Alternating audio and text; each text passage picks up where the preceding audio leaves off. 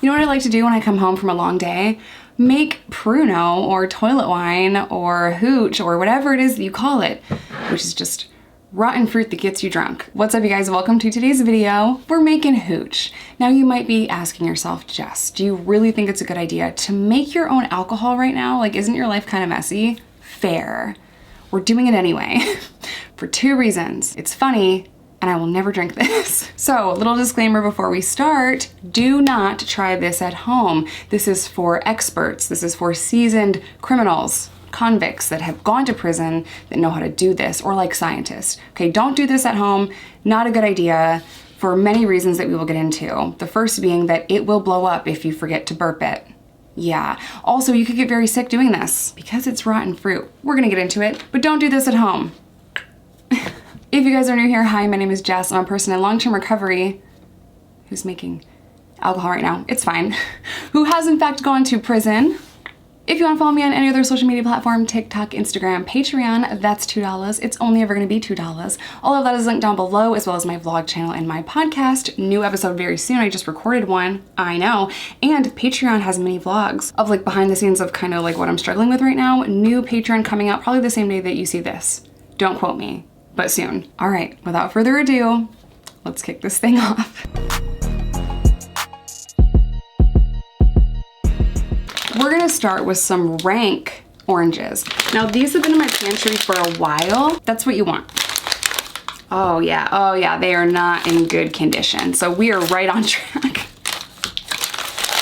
See that? See the mold on that? Oh yeah, it's gonna be great. So what we're gonna do is we're gonna peel all of these oranges. I should have brought a knife up here or something because I don't have like the patience for this, but it's fine. It's gonna be great.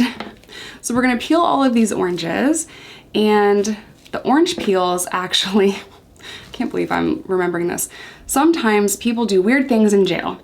So orange peels, for whatever reason, in the last spot that I was at, people wanted to smoke them because they thought that they would get high if they smoked orange peels. Yeah, I loved when we got oranges or like the little tiny ones, like the cuties, because it smells so good.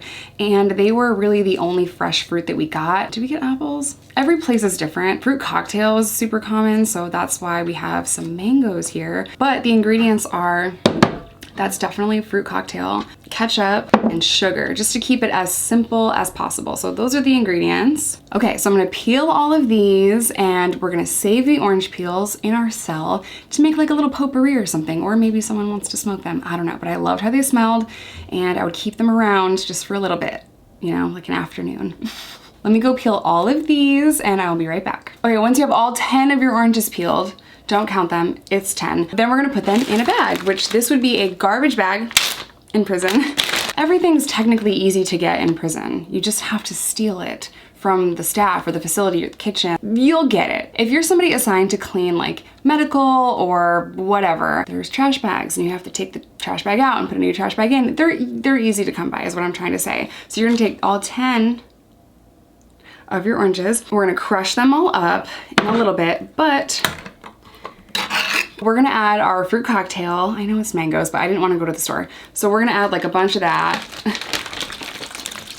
So juice is also like really, really good to use in this. I did use the syrup because we want some sugar in there. It tastes disgusting no matter how much sugar you use, but juice would be really good. Any juice that you have. I should probably go get some.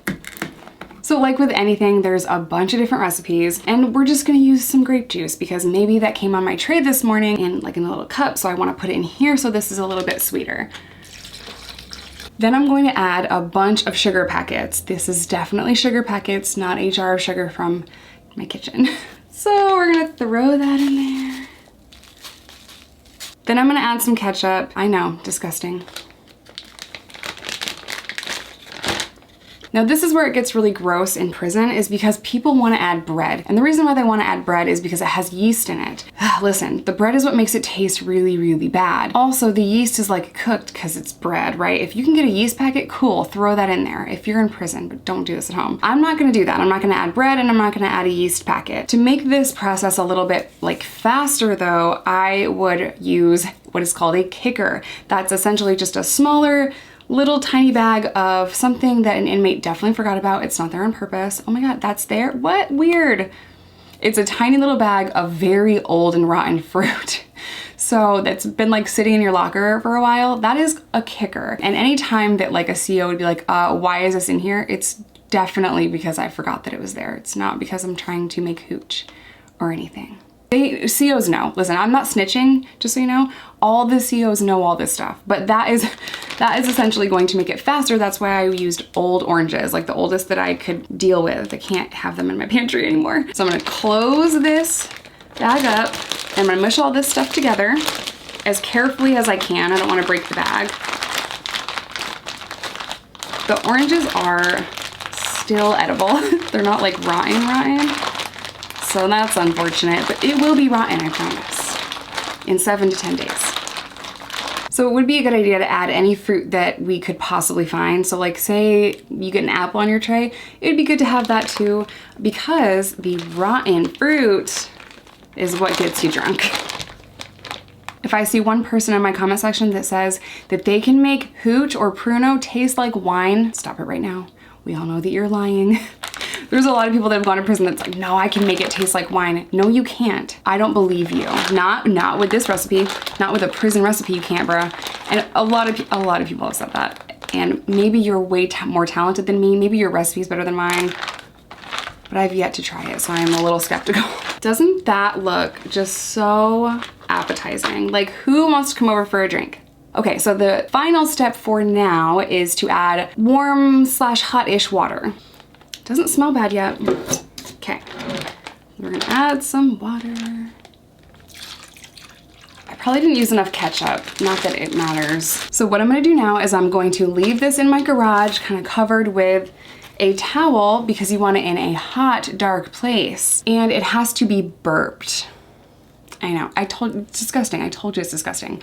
So every single day I have to go out to my garage for 7 to 10 days, or like 2, because I'm gonna get annoyed, and I'm going to burp it. So that just means you open it up a little bit, take a step back, it smells, and you're just gonna let the air out of it. When it is done, and that is assuming a lot, it's assuming that you remembered to burp it every day so it didn't blow up in your cell. So if you have remembered to burp it every day and check on it religiously, also move it around the unit, because officers shake down the unit, so I can't keep it in my locker every single day. Say like I got searched today, right? And you were holding it in your locker. Well, then you're gonna come over and put it in my locker because they just searched me. So it's not on me, right? We kind of play that game of move it all around the unit, or move it all around to different cells or lockers, or however we can get away with it for 7 to 10 days. And it is easier than you would think, especially when you have a dorm of 50 people. It's not that hard to get away with it. When it is done, we take it gets bad, a sock.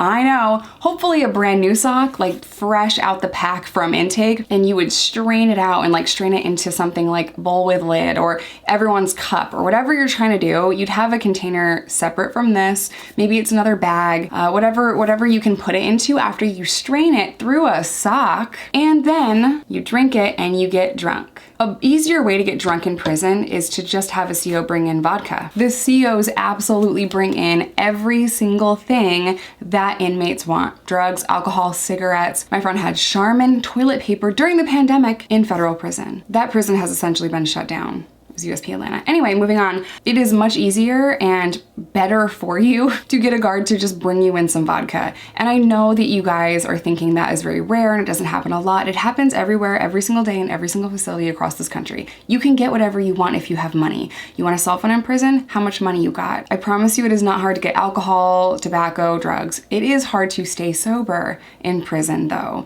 because it is the most depressing, the darkest place. And even though it really is a very difficult environment, a very sad and lonely environment, we find reasons to laugh every day. Whether we're making food together or playing, I don't know, dominoes or something together, or making toilet wine.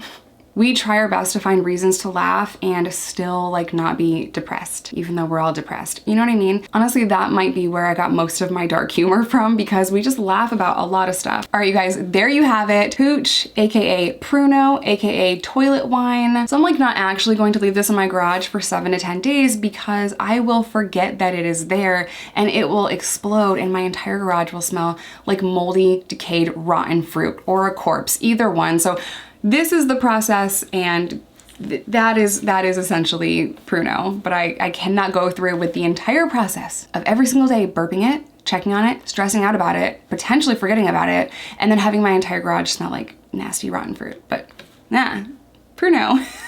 If you want to see more videos like this, smash that subscribe button and head on over to the playlist where I cook all kinds of things from prison. But I'm going to end today's video here. As always, I love you guys. Stay safe. Stay in recovery, whatever that looks like to you, because there is no wrong way to recover. And don't ever let anyone tell you otherwise. Bye, you guys. Oh, shit. Oh my god. Oh my god. Everything's fine. Everything's totally fine.